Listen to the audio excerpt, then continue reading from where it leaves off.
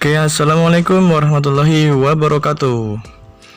Kali ini DMF Channel akan berbagi soal SKB Perawat Part 2. Sebelumnya sudah pernah saya buatkan SKB Perawat Part 1. Ini yang part kedua, soal yang kedua, SKB Perawat. Bagi kalian yang mengambil jurusan perawat bisa membaca-baca soal ini.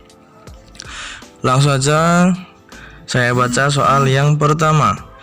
Seorang perawat mencatat bahwa klien dengan diabetes tipe 1 mengalami lipodystrofi pada kedua paha atas. Manakah informasi selanjutnya yang harus didapatkan perawat selama proses pengumpulan data? Jawabannya yang A. Rencana rotasi lokasi untuk injeksi. Lipodystrofi adalah hipertrofi pada jaringan subkutan tempat injeksi, terjadi pada beberapa klien diabetes saat tempat injeksi yang sama digunakan dalam waktu lama. Klien kemudian meminta untuk merotasi tempat injeksi untuk mencegah terjadinya kerusakan jaringan kulit.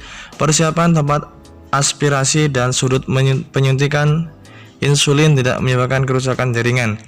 Strategi mengerjakan soal fokus pada subjek lipodystrofi. Ingat bahwa lipodystrofi adalah hipertrofi jaringan subkutan pada tempat penyuntikan. Itulah jawaban yang pertama. Nomor 2. Seorang perawat memastikan lokasi fistula arteriovenosus pada lengan kiri klien untuk mempersiapkan tindakan hemodialisis. Indikasi manakah yang menunjukkan bahwa fistula dimaksud telah paten? Jawabannya yang A. Terdapat denyutan pada fistula saat dipalpasi. Rasional, seorang perawat memastikan fistula dengan mempalpasi untuk adanya denyutan atau suara desiran saat auskultasi. Kehadiran denyutan atau suara desiran mengindikasikan kepatenan fistula. Meski nadi radialis pada pergelangan tangan kiri dan CRT kurang dari 3 detik pada jari tangan kiri adalah kondisi normal yang diharapkan. Kedua hal tersebut tidak memastikan kepatenan dari fistula. Strategi mengerjakan soal. Hilangkan pilihan B, D, dan E terlebih dahulu karena ketiganya mirip dan serupa.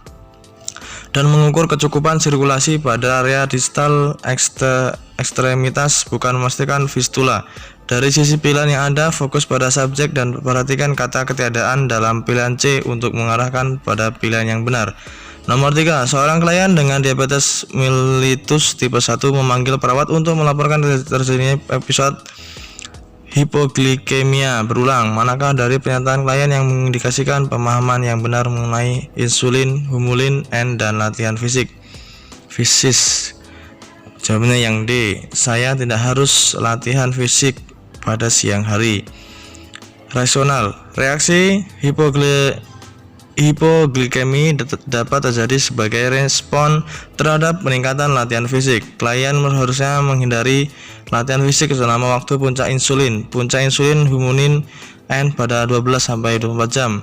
Karena itu latihan fisik siang hari tidak dilakukan selama waktu puncak kadar obat. Strategi mengerjakan soal. Catat subjek waktu yang paling tepat dari reaksi hipoglikemi. Ingat kembali waktu puncak insulin humulin N akan mengarahkan Anda pada pilihan waktu siang hari. Nomor 4. Perawat di klinik sedang melakukan tinjauan pada catatan medis seorang anak yang baru saja dikunjungi oleh petugas kesehatan yang terdiagnosis dengan suspek stenosis aorta. Manifestasi klinik spesifik yang diharapkan perawat untuk menulis terkait dengan kelainan tersebut adalah jawaban yang D. Gangguan pencernaan. Yang C. Intolerasi terhadap latihan.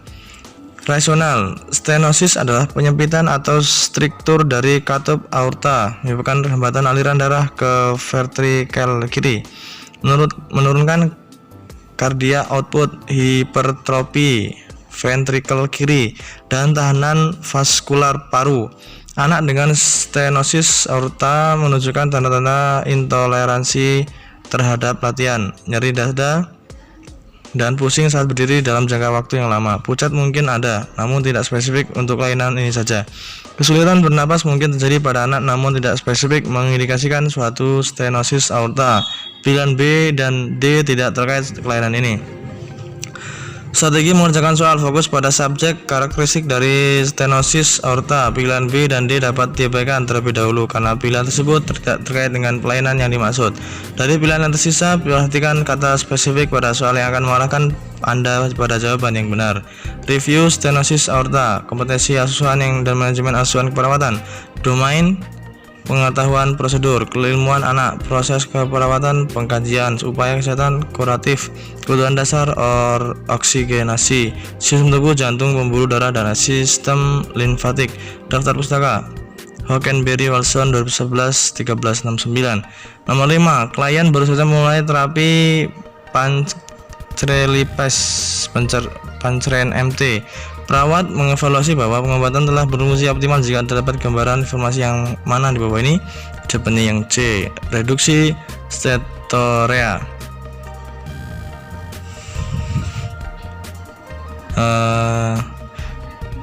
Soalnya lumayan panjang-panjang. Ini ada 6 soal yang bisa dipelajari.